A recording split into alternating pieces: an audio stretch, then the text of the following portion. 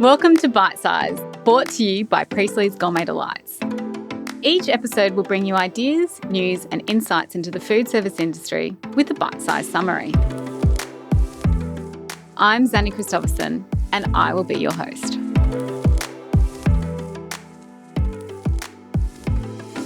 Today's guest is Gregson Gastar, a Brisbane-based Filipino home cook and baker you might recognise from Season 8 of the Great Australian Bake Off. We're excited to have him here today to chat about his journey, his inspirations and, of course, his delicious food. All right, Gregson, welcome to Bite Size. Thank you so much. Thank you for having me. I'm so excited to be here. We're excited to have you. Thank you. So for the listeners that might not know who you are, let's go back to the very beginning and tell me a little bit about your story. So I was always a cook at heart. I'm a hairdresser by trade. And then last year I decided to take a detour in hairdressing and decided to just stick with food. And then one day out of the blue, a producer from Great Australian Bake Off found me and said, do you want to audition?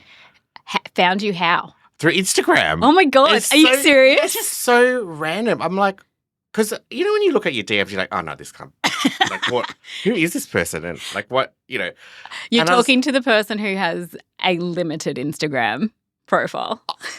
You know, I secretly can't, that I need to find where she is, Xanny. And I'm like, where is she? You can't find me. I can't find her. Anyway, back to you. Yeah, sorry. So that happened. And then next thing you know, I went through massive audition process and I was on the show. And it sort of happened last year, but it's still filming now. I mean, sorry, not filming. It's aired now. So let's just go back. So you went from hairdressing into baking and you were like, what was on your Instagram? So basically, it was all really Filipino cooking and some bakes.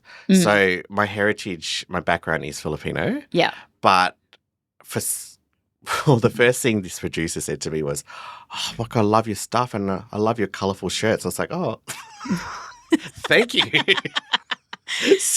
And she said, oh, I think that you'll be so much fun on the show, blah, blah, blah, blah. And I love what you do. And that's really how it happened. She literally just DM'd me and then it just went from there. Wow, that's insane. But, I mean, I've always been throughout my life cooking and it's always been my other love language is cooking. And baking is part of it for the artistic side. And she just, that's how it all happened from my Instagram from last year. That's insane. Which is crazy because that wasn't the first thing that happened. The first thing that happened was like some places like Kitchen Warehouse and that engaged with me and said, can you create some food reels for us? Because they weren't after major influencers or such, just home cooks. Yeah. So that sort of became a little bit of an income stream, which I had no idea I could ever possibly do. But and stuff for Aldi as well. It's so... Did you think that was ever going to be a job? No, I'm in shock. Yeah, so they pay people to do food recipe reels and pay my ingredients. I'm like, wow, that's dinner for the week. That's insane. It's insane. And then all of a sudden this started happening in Bake Off. So you just literally went from being a hairdresser to starting to cook at home and just filming it. So I was filming after work. My dinners. That's how it really happened. Wow, that's insane. I mean, I was always cooking. Like, it is always been me. Everyone that knows me knows if you're hungry, just go to Gregson's house. Like, that's right. That's pretty much my life. Yeah. But I just decided when I said I'm going to stop, sell my salon and just try something different. It's literally what I did. That's amazing. And so where did the chefing start back into your childhood? So Women's Weekly, that's how I started. I baked my first chocolate cake from the Women's Weekly. I don't know if anyone remembers or listening knows the Women's Weekly. I think everyone does. The recipe, but they had recipe books. Well, we know. They've just cake. Had their, 45th birthday. And the very first thing I remember making was a chocolate cake. I mean, it was terrible. What was it supposed to look like? Well, it was, I don't know. Maybe I was ambitious because had all this piping and stuff. But I was like, yeah, I could do it. Yeah, it was dry. But look, it was the start of because when you're a creative, you just want to do everything that's creative. And food was one of them. And my mum was not a baker. Not a baker. No, not really a cook. So another fun fact is that when I come to Australia, so I don't know if you know much about Filipino culture, but my second uncle is President Marcos. So he was like, his son is the president of the Philippines now. That's my mum's, that's who we're related to. So they always had maids. Right. And not a maid, I don't say like, we don't call them maids, but like live-ins that cook. Helpers. Yeah, so she come to Australia not even knowing how to do like a boiled egg, for example. They are pretty technical though. Eggs is one of the right, and poached eggs. Like, anyway, that's a wonder to me. Yeah. So at the ripe old age of 10, you're starting to bake. Yep. Does that mean you're cooking for the family as well? Yes. So like, because mum and dad were like working all the time, so I would have to just make up dinners sometimes, and I would just make them up out of my head, to be honest, or see something. Sometimes it doesn't turn out, but I'll just make it, and then obviously from the Women's Weekly stuff as well, I followed some recipes, but mostly they were just made up. And it was only until my grandma came from the Philippines, like in my early teens, that I really started to learn, because she really knew how to cook.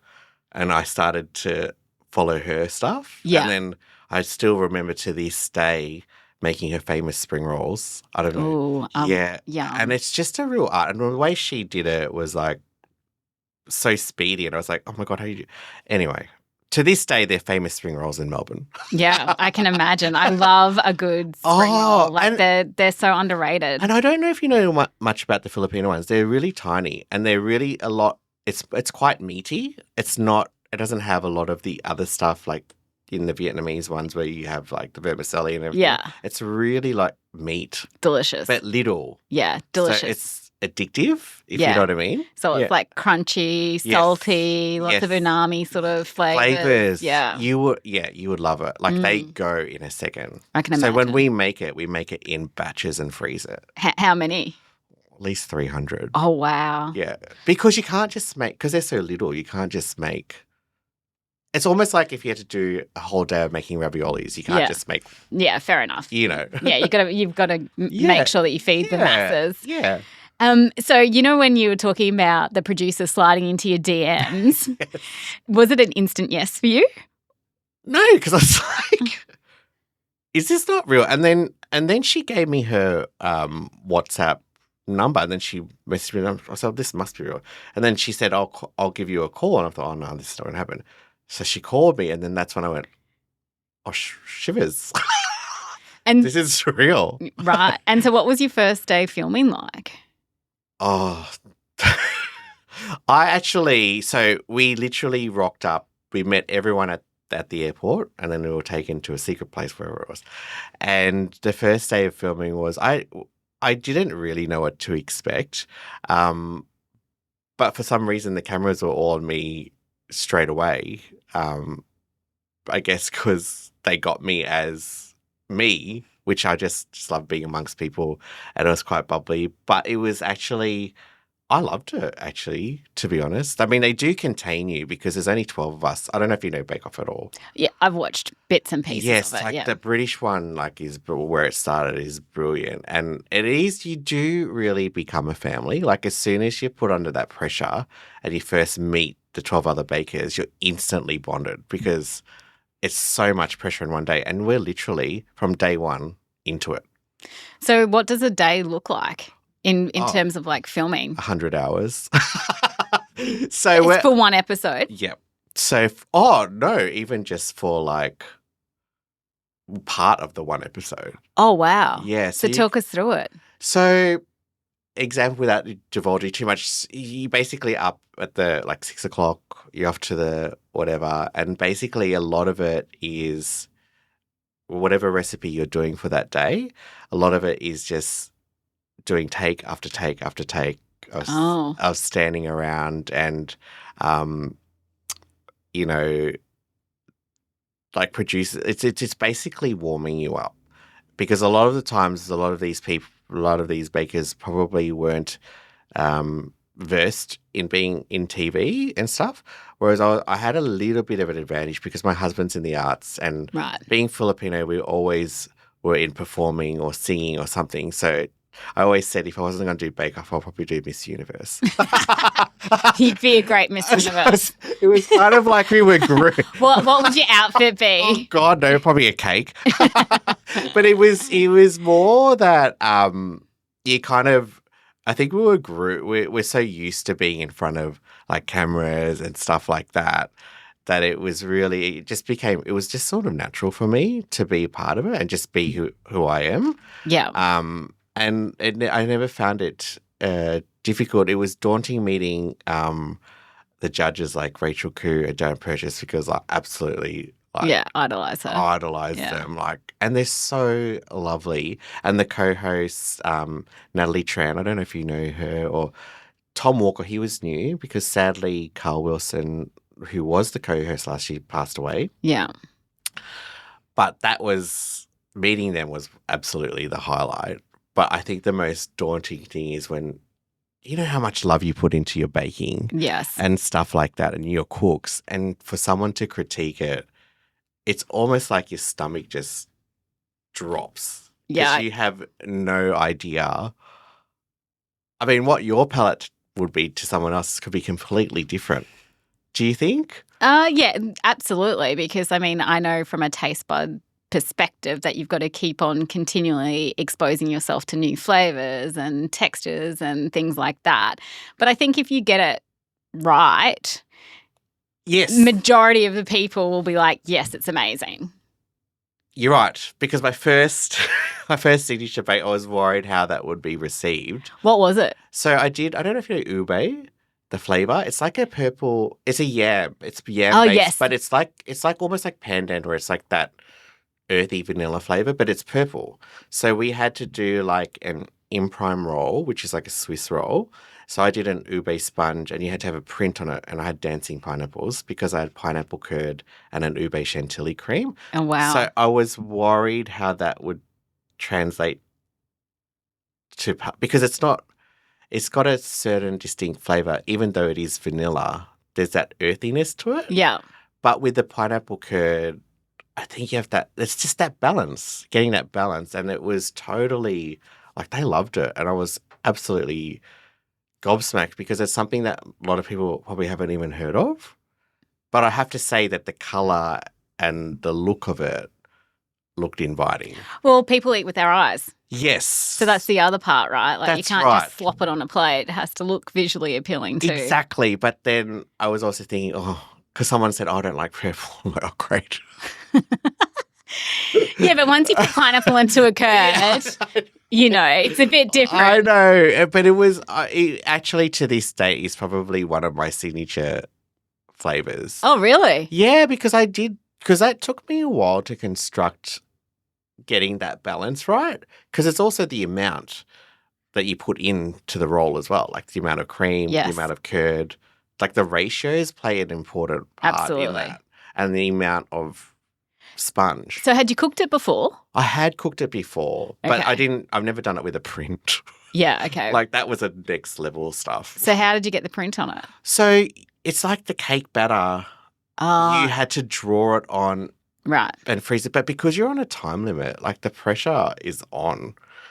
Because, you know, with a lot of cake layering or even cake making, sometimes it takes days. It's not a piece of cake. It's not a piece of cake. And you're meant to do this in like 2 hours. Like it was crazy. But because I think it was in my muscle memory about like, if you know your sponge and all of that, you kind of... Yeah, but sponge is also very scientific I too. So know. how did you get so good at the science behind the food? I think because it was such a thin layer.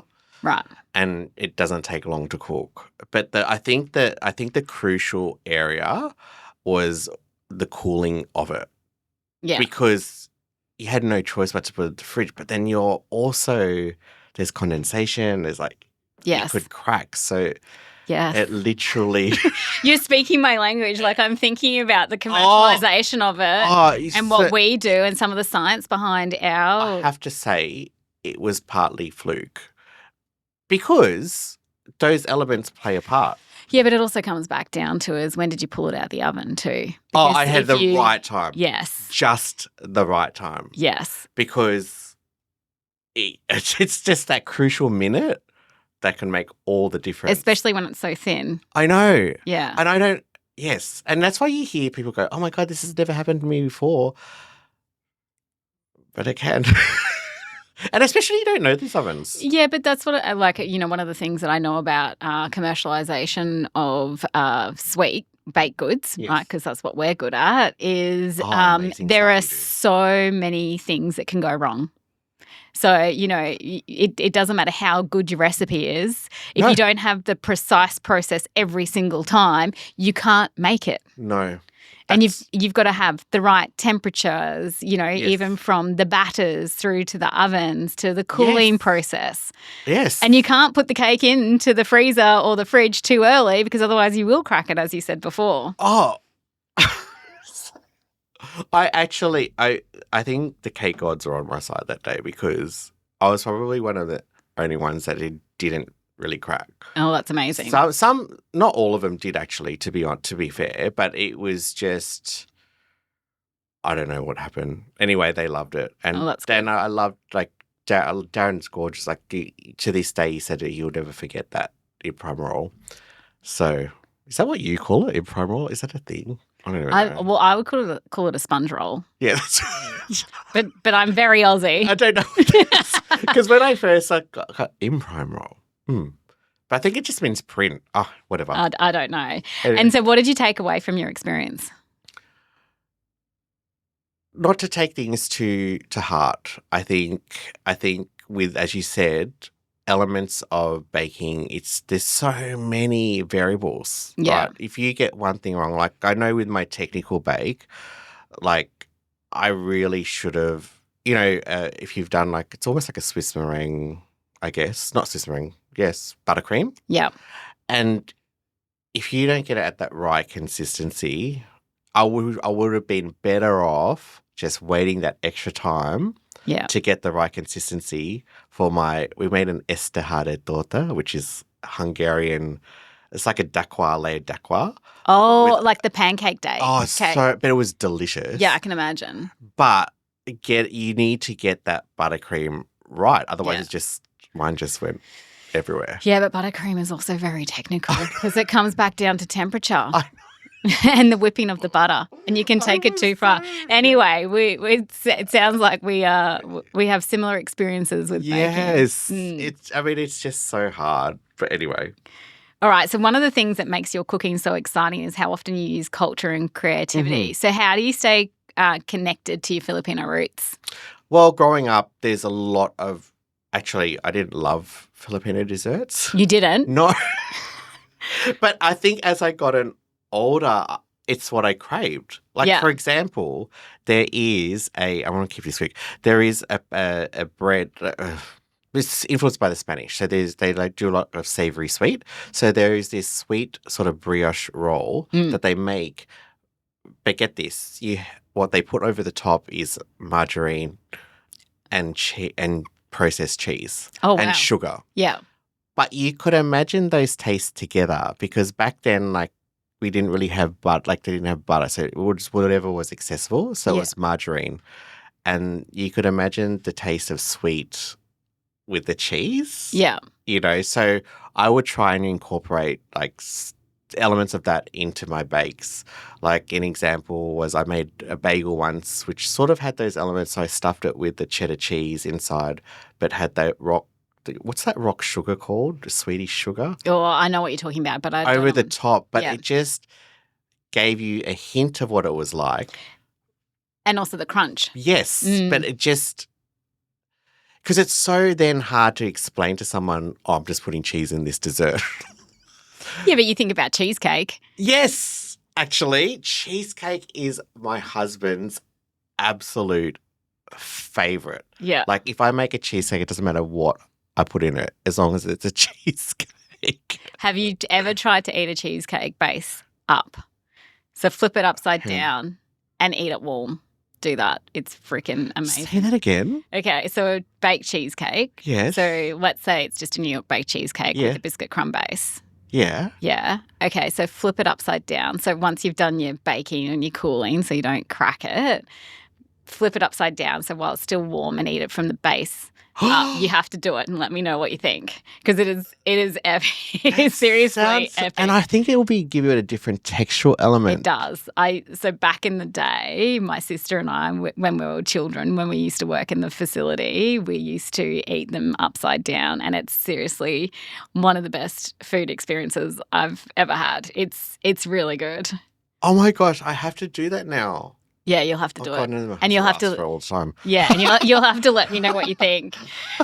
But I also recently saw that you cooked Filipino chicken and pork abdo for the Brisbane Lord Mayor. Tell me about that. Oh, yes. So that was another thing that came out of the blue. So his marketing people got in contact with me. Yeah. And he wanted to – Brisbane's so diverse now with food. It really is. And culture. And he really wanted to eat my pork and chicken adobo, which he found somehow on my Instagram. And he came to my house. He came to your house? Yeah, to cook it with me. Oh, that's amazing. He literally cooked it with me. And I was just like, what is going on? What do? Do I like curtsy? Like, what am I doing? What am I doing? I've never in my whole entire life would have imagined it. Anyway, he was so lovely and he ate the whole thing. He said, oh gosh, thank you, Gregson, because like I hardly ever get to eat a home-cooked meal because he's so busy. Yeah, he is really And busy. he literally came from the Hundreds Club to come to my house, which is he does it every week. So they're over 100 years old and he has coffee and tea with them every week. Can you imagine? So every week that's his routine and he came to my house and he loved it. So that is a traditional dish from the Philippines. But I just love it with pork as well. Usually it's just chicken. Right. But that is also influenced by the Spanish. So is there anything that you do to bring in the Australian culture into your Filipino cooking? Oh, yeah. Like I'll do like a lamb adobo. Oh, yeah. So in that sense, I would make like a seared lamb backstrap, but then I would make an adobo reduction sauce with it. You're making me hungry. That kind of thing. And or, you know, just I love lamb. Australian lamb is the best. Yeah. And I would just incorporate it. Kangaroo, I've done it with kangaroo too, but then that's also a fine line with kangaroo because you don't want to overcook kangaroo. Yeah, and it's not as fatty. No. So you don't get the caramelization. Yes, because like adobo is really known for that, you know, the caramelization and the gelatinous with the pork and stuff. But I'm just trying to incorporate ways in which I could do it so it's understandable to the palate in Western society. Yeah. You know, instead of like a lot of the Filipinos, instead of championing Filipino food now, go straight for like really what's out there. But really there's so many other dishes that you could do to introduce. And then I'm still, to be honest, learning how to incorporate Australian and Filipino together to make it, to still pay respect to our culture. Yeah. But also Australian cuisine. But what people also don't realize is that there's a lot of food in the world is all cross-cultured, really. Like it's not just, like they all do it. But that's where the magic happens. Isn't it? That's what I think. So if it's done right and if it's, again, paying respects to what it is. Yeah, and what I really love is that you're so creative, right? So you're obviously very creative, you know, from a hairdresser perspective, but you brought it back into your cooking. So you're really like testing and playing in the kitchen to see what works and what doesn't work. Yes, and it's so cool because I bring it back into my hair too. So my clients love it. So they leave with a style and leave with a recipe. I need to start coming to you for my hair. But it is true though. It because food connects people. Yeah. Doesn't matter. Yeah, and it's all about the memories, right? The memories. It's sitting down. It's that moment that you're taking a break from everything to fuel your body and connect. Absolutely. Like, I just love it. I love it so much, and I just love what it brings. Like, it brings everyone together. It doesn't matter who you are. So what does your mum think now? Are you still out cooking her? She just doesn't even bother cooking. Doesn't she? I know. But she's past that too because like growing up, like she did make an effort. Like she did cook for us. She never loved it. Yeah. Like to be fair. And I think that makes the difference, right? Yeah. Because food you've got to put passion into. That's right. Well, you got to love it to want to cook. When people say they can't cook, it's not that they can't cook, they just don't love it. Yeah, or they're choosing not to learn. Yes. Or there's people that cook as a necessity, but I'm like, oh God, I just love to eat all the time. Me too. It's one of the best things. I always commonly go whenever I'm eating, it's like, are the calories worth it? Because if the calories are worth it, I'll eat anything. Right. Isn't but it has to be worth it. I love that. There is a girl, Vanessa, in our Bake Off. She does a Instagram thing where, is it worth the space? Yeah.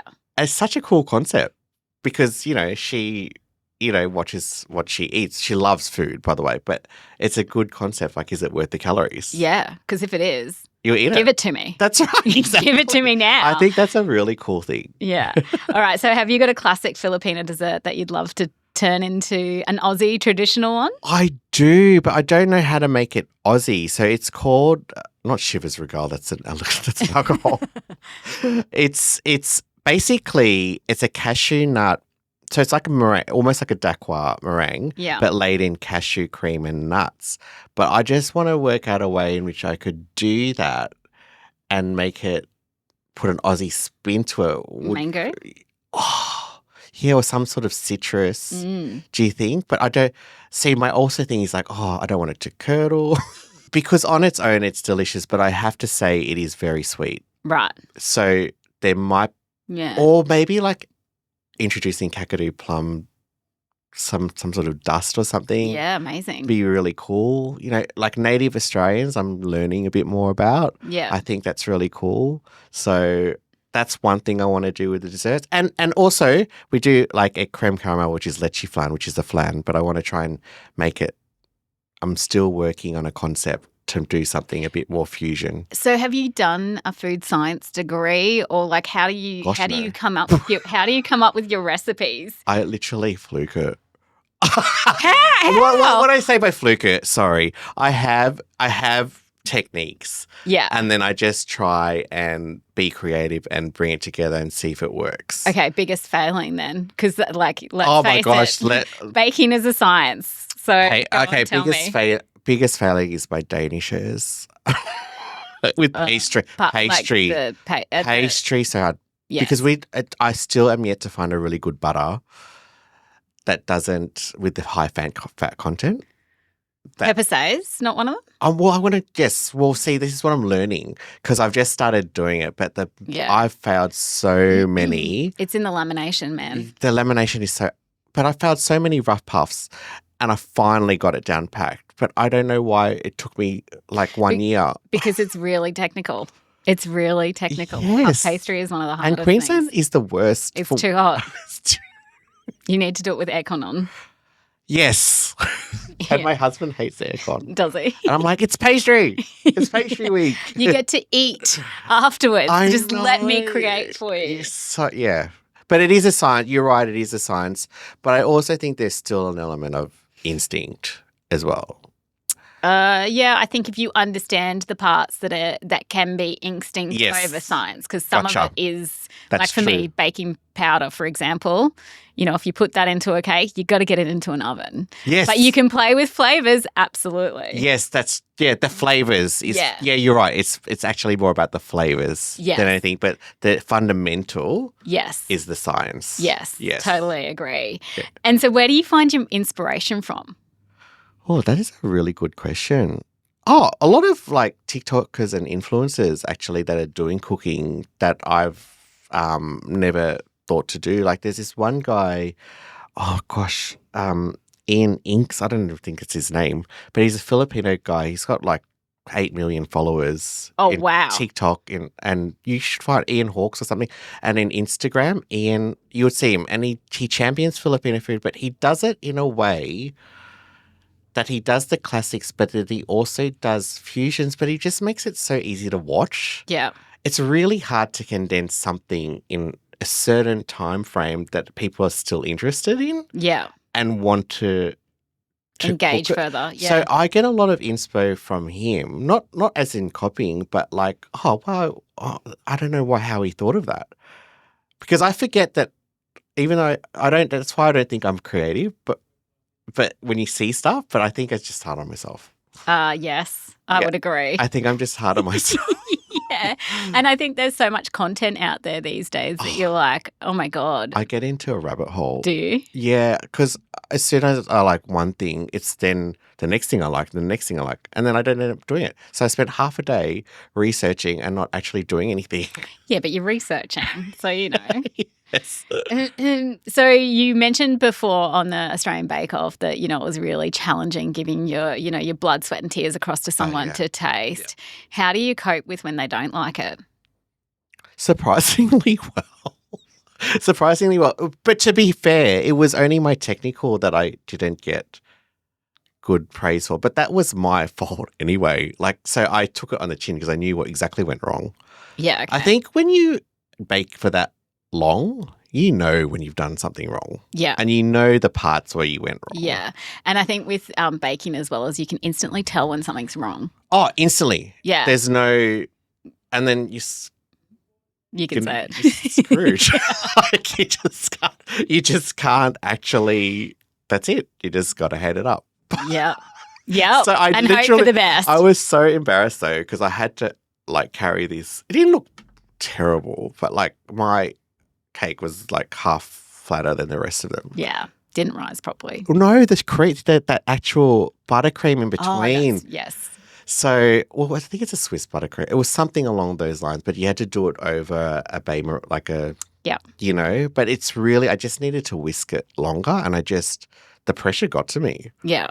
It was no one's fault, mine. But but I think in those moments as well, we just have to remind ourselves to breathe.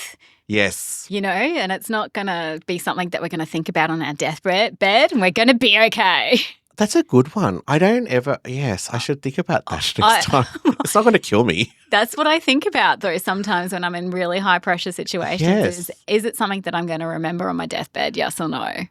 And then it's just about taking a breath and going, okay, right, I've got this. And I think sometimes as well, it's about putting the inner coach into your head instead of the inner critic. Because I bet at the time when you're whisking, you're going, God, I don't have this, I don't have this, I don't have this. Versus going, I've got this, let me get this. Yes. And I'm going to be, you know, so it's really about the self-talk that happens in your head and around how you coach yourself through those sorts of scenarios. That is so true. I think at the time I was not thinking that. No. I think, oh my God, I've got 1 hour. I had no idea what time I had left. In hindsight, when I think about it, I had no idea I had no time. Yeah. It was just me going, because everyone was already, and I think when you watch other people, they're already ahead, you're like, oh God. Yeah, but that's where you kind of go, you know what? Send to yourself, right. I got this. I got this. Yeah. It was really funny, actually, when I think back at it now. Yeah, exactly. Well, it's one of those laughable moments, right? Yes.